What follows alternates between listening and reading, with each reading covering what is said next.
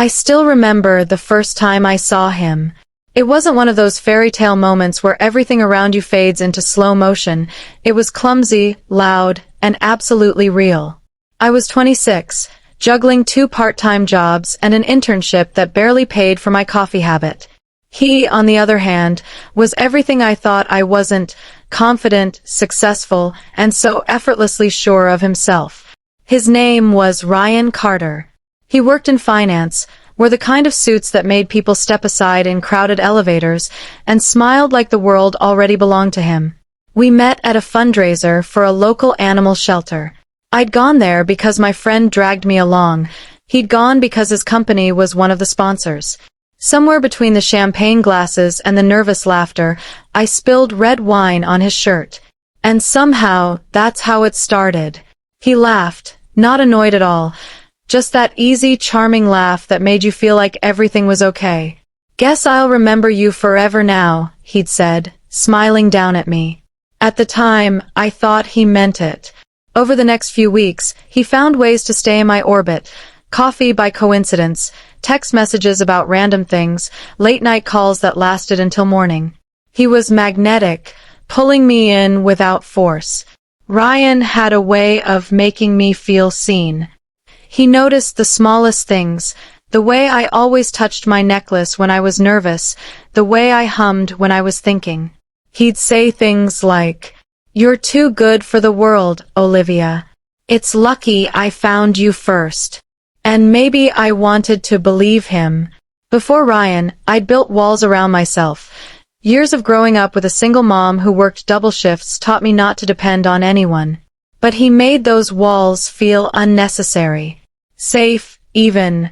Within a year, we were married. A small ceremony at the coast, waves crashing behind us, vows whispered under a sky painted in gold and violet. He promised me forever that day. And I believed him, because his voice didn't shake when he said it. "No matter where life takes us, Liv, you'll always be my home. Forever." The early years were beautiful. We moved into a townhouse just outside Seattle. White picket fence, a tiny garden I swore I'd keep alive, and mostly failed, and Sunday mornings spent making pancakes while music played softly in the background. He called me Sunshine. I called him Trouble. We fought sometimes, the way any couple does, but he always knew how to fix things. A bouquet of daisies, a handwritten note, a quiet apology whispered against my hair. And I thought, this is what love looks like. He encouraged me to follow my dreams. I'd always wanted to start my own interior design studio, and he said he'd handle the financial side until it took off. "It's not an investment," he told me once. "It's faith." I didn't realize then how deeply that word would later cut. Our friends used to call us the perfect couple. We hosted dinner parties, celebrated anniversaries with weekend getaways, and shared pictures that made everything look flawless. But love, I learned later, doesn't die in explosions. It fades, one quiet silence at a time. It started with his phone. The way he'd turn it face down on the table. The late-night work calls that lasted too long. The new cologne he started wearing, one I'd never seen him buy. I noticed the distance before I had words for it. When I asked him about it once, he smiled and said, "Liv, you overthink too much. You've got to trust me." And I did. Because when you love someone, you confuse trust with denial. The thing about forever is, it makes you blind. You stop questioning the things that hurt because you're too busy protecting the picture of what's supposed to last. So I told myself the late meetings were just part of his job. The missed dinners, the cold bed, the fading warmth, all just temporary. But some nights, when he'd fall asleep facing the wall, I'd lie there staring at the back of his head and wonder if forever had an expiration date. One evening, about 6 years into our marriage, I found an envelope on his desk. It was plain white, no name, no address, just there. When I reached for it, I hesitated. I wasn't the kind of woman who snooped. I believed in boundaries. But something about that envelope, it felt heavy. Like it was holding something I wasn't supposed to see. I didn't open it then. Instead, I put it back exactly where I found it. But that night, when Ryan came home, I asked casually, "Did you get any mail today?" He looked at me for a second, just a second, and said, "No, nothing important." And that's when I knew. Something had changed. I wish I could say I confronted him right then, that I demanded answers, tore the lies apart before they grew roots. But love doesn't make you brave. It makes you hopeful. So I waited. For another sign. For proof that I wasn't imagining it. For a reason to stop believing in forever. There's a kind of silence that doesn't feel empty. It feels loud. That's what our house sounded like now. The music stopped playing on Sunday mornings. The pancakes went uneaten. And the man who once couldn't stop calling me sunshine now spoke to me like I was background noise in his own home. Ryan said he was just tired. Too many deals, too much pressure at work. He said it with that same smile that used to calm me, only now it felt rehearsed. I started to study him the way an outsider studies a stranger, carefully, quietly, from a distance. He was dressing differently now. Darker suits, sharper watches. His phone never left his pocket. Sometimes, he'd come home smelling like perfume that wasn't mine, soft, expensive, and unfamiliar. Once, while folding laundry, I found a single long blonde hair on his black sweater. It wasn't mine. I remember just standing there for a long time, staring at it like it could answer me. Then I brushed it off, telling myself it must have come from someone at his office. Because that's what love does. It gives you excuses even when the truth is screaming. At night, I would lie in bed beside him, pretending to be asleep.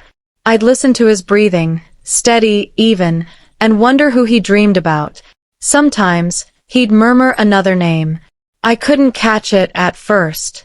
But once I did. Claire. He said it softly, almost tenderly. I didn't move.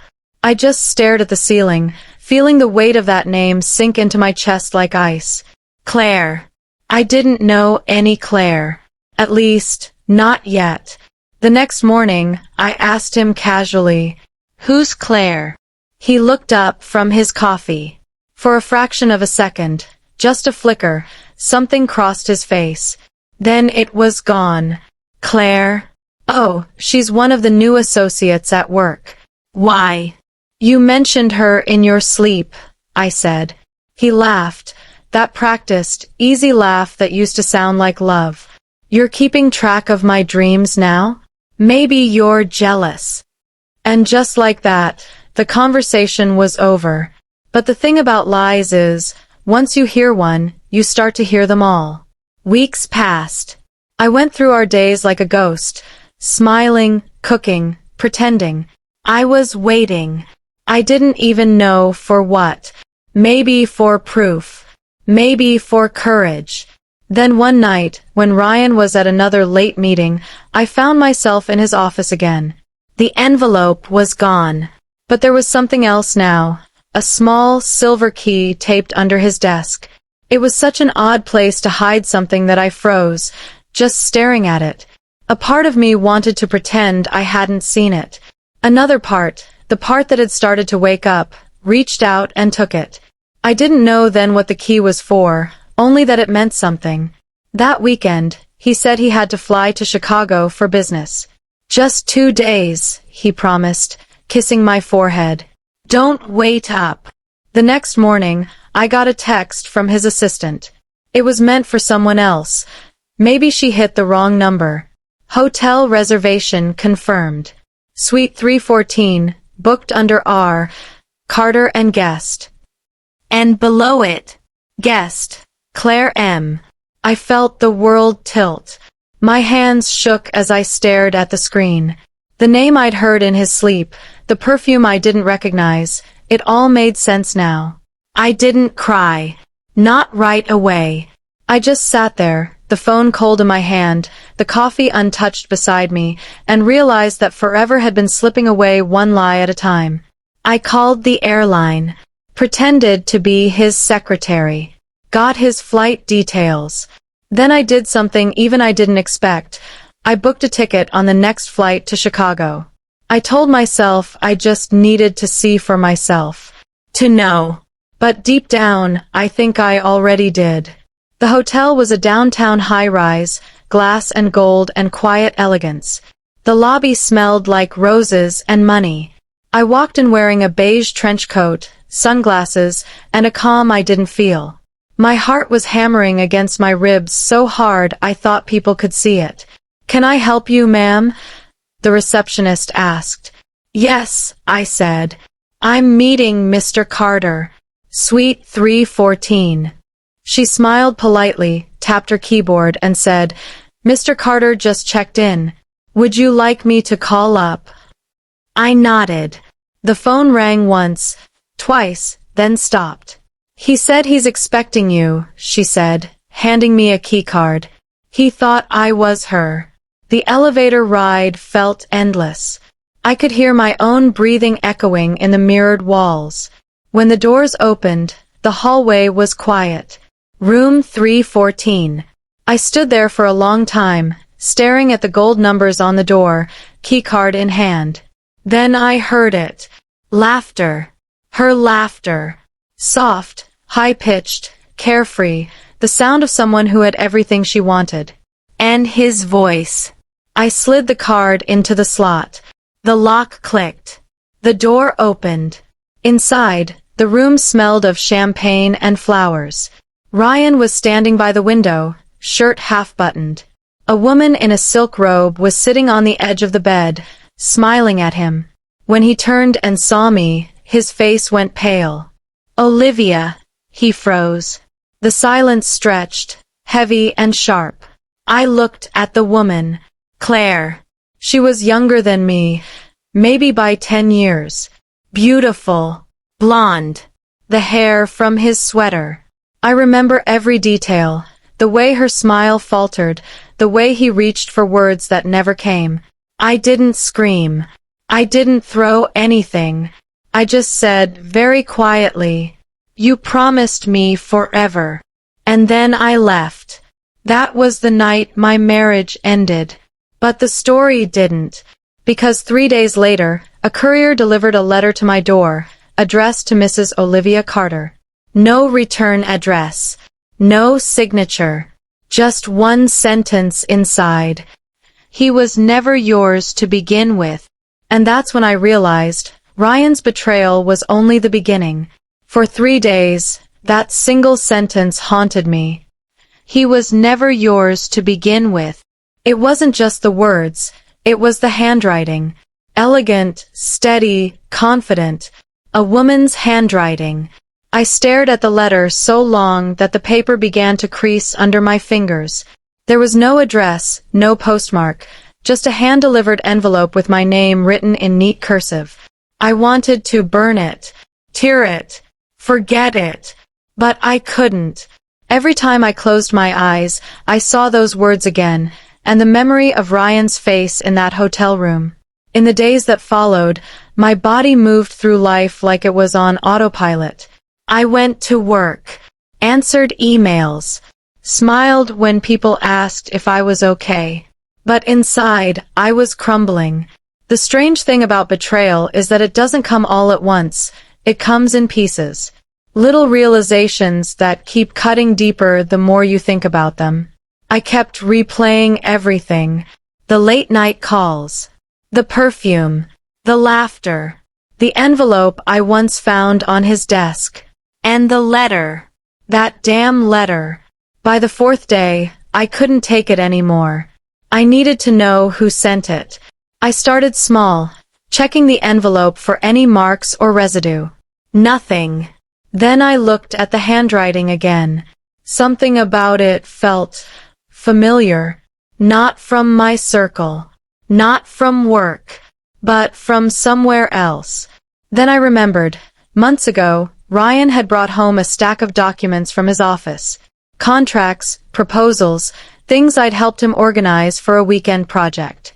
Among them, I'd seen the same handwriting, initials in blue ink, CM. Claire M. But why would she send me a letter like that? Unless... No. It didn't make sense. Why would the woman sleeping with my husband warn me? I needed answers, not guesses.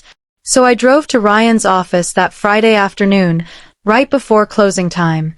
I knew most of the staff would be gone. The receptionist looked startled to see me. Mrs. Carter, I didn't know you were coming today. I just needed to drop something off for Ryan, I said smoothly. He left a few documents at home. She nodded and buzzed me in. His office was on the top floor, spacious, sleek, with a view of the city he loved showing off. But this time it looked empty. Too clean. His nameplate was still there, but half the drawers were open, files missing, shelves cleared. And then I saw it, an envelope sitting dead center on the desk. My name on it again. No stamp. Just like the first one. I felt the air leave my lungs. With shaking hands, I opened it. Inside was a single Polaroid. Ryan. And Claire. In a car. But not just anywhere, my car. The silver Lexus he'd given me for my birthday. The one I thought he barely touched.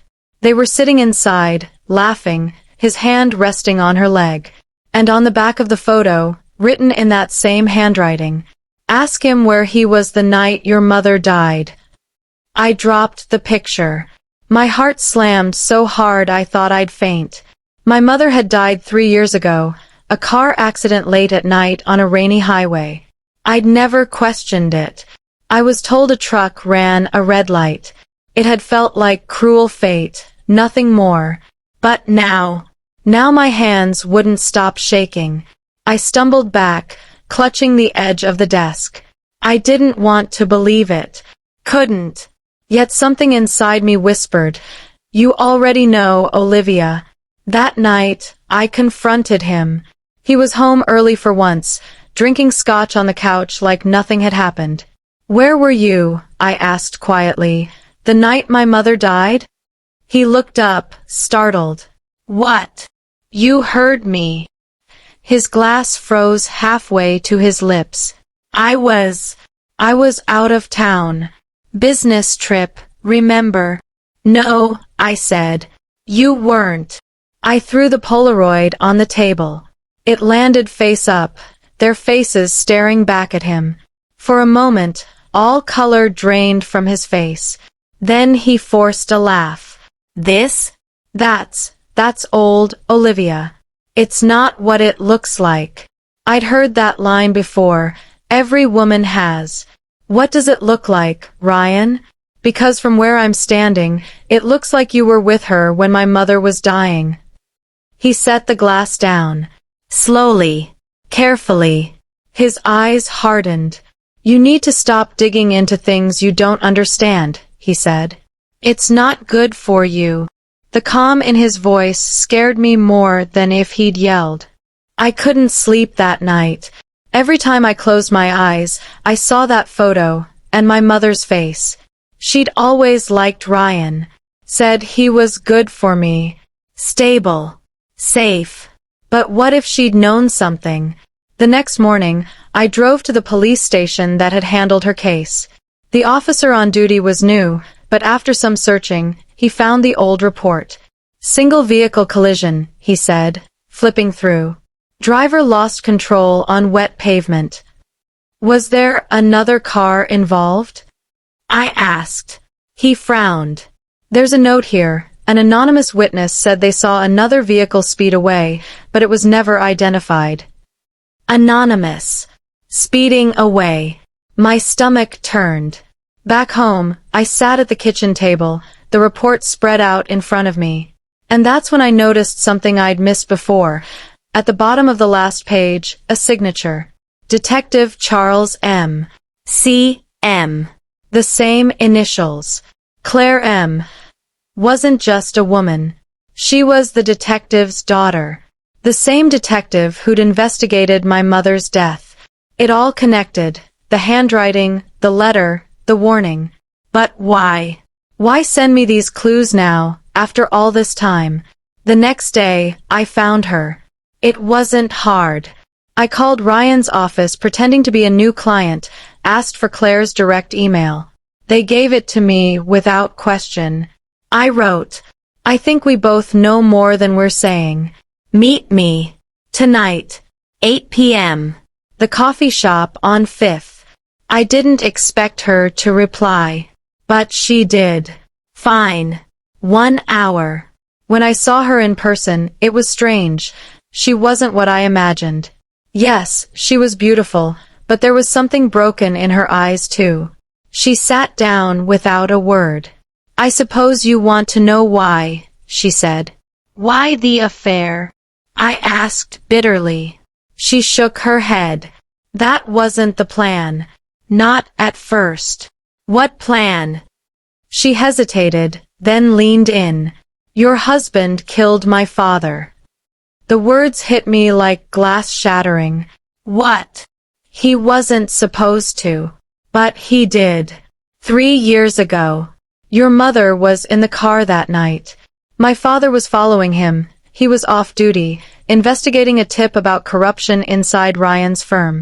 He said your husband was laundering money through shell companies. That night they met. Things got out of hand. There was a crash. Your mother's car was hit. My hands went cold.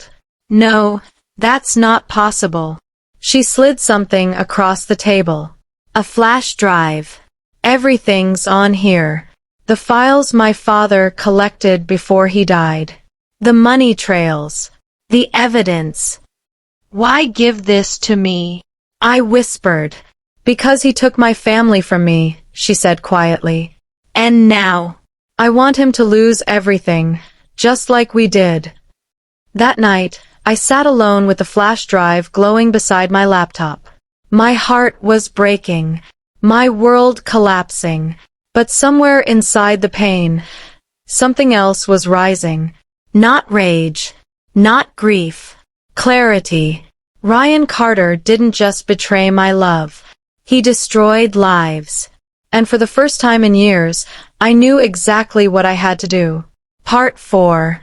It's strange how grief can burn everything down, yet still leave the ashes breathing.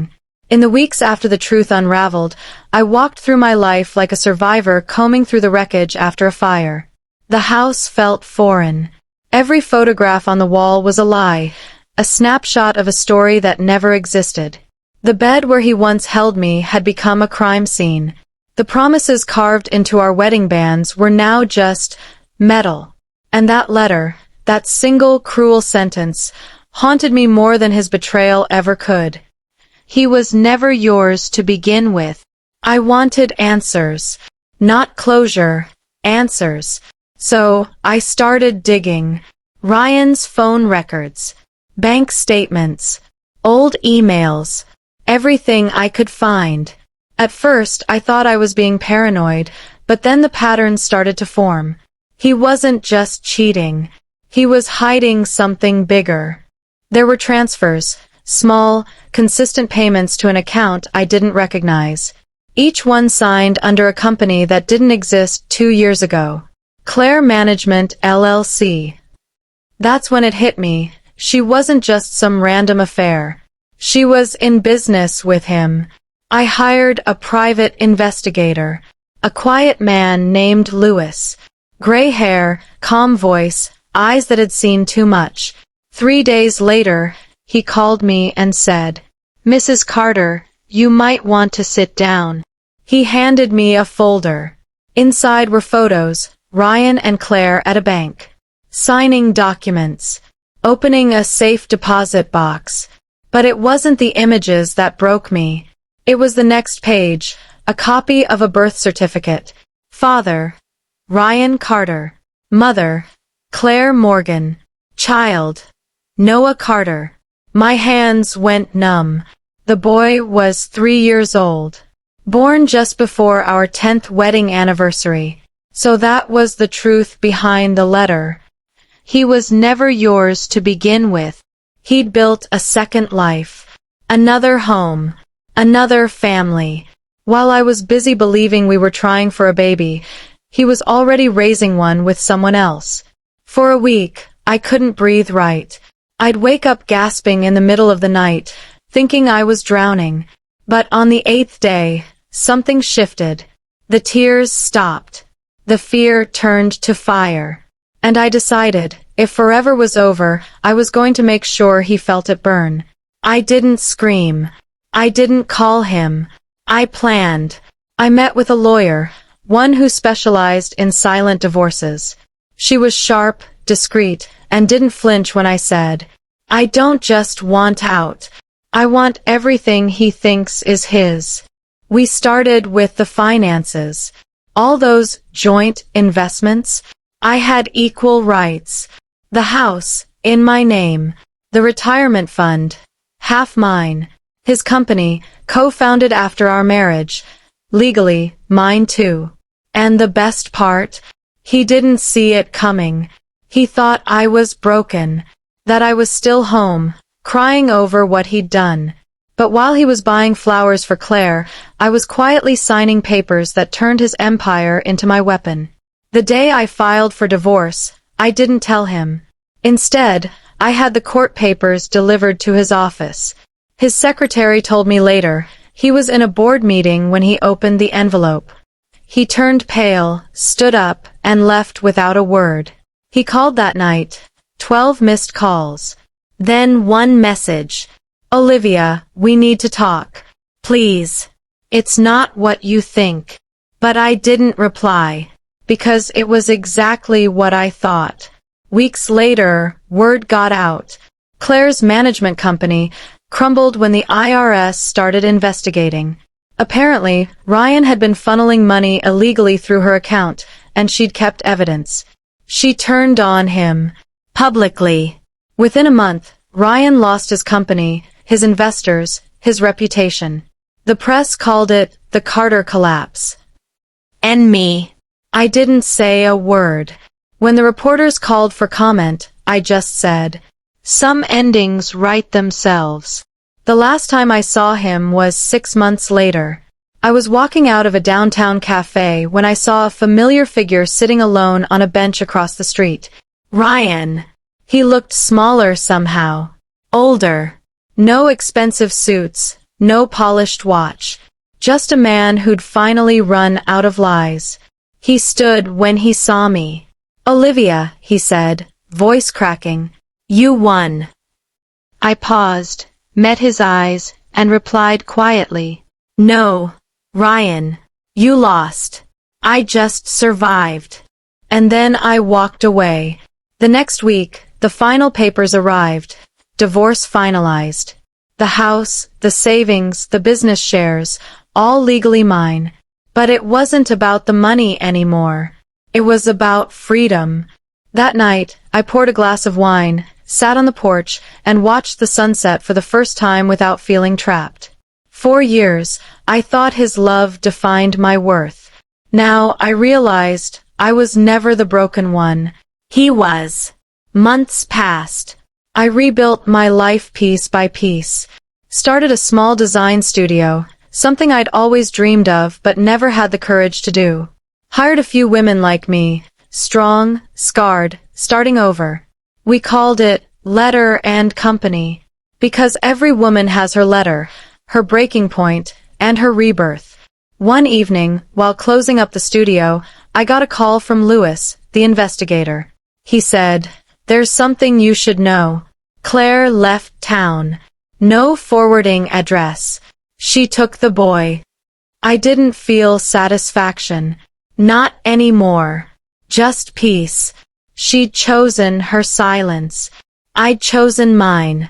The circle was complete. On my way home, I stopped at the mailbox. Inside was another envelope. No return name again, just my address, written in the same handwriting as before. My hands trembled for a second, but this time I didn't hesitate. I opened it. Inside was a single photograph. Ryan, Claire, and the child. Across the bottom, scrawled in ink, were just 4 words. You deserved better too. No signature. But for the first time, I smiled. Because maybe that letter wasn't from an enemy after all. Maybe it was from someone who'd lived the same lie, and finally, like me, had found the courage to end it. That night, I wrote my own letter. Not to him, not to her. To the woman I used to be. You loved fully and you lost deeply, but you rose anyway. This isn't revenge. It's rebirth. I sealed it, placed it in my drawer, and turned off the light, because forever didn't end when I opened that first letter. It began.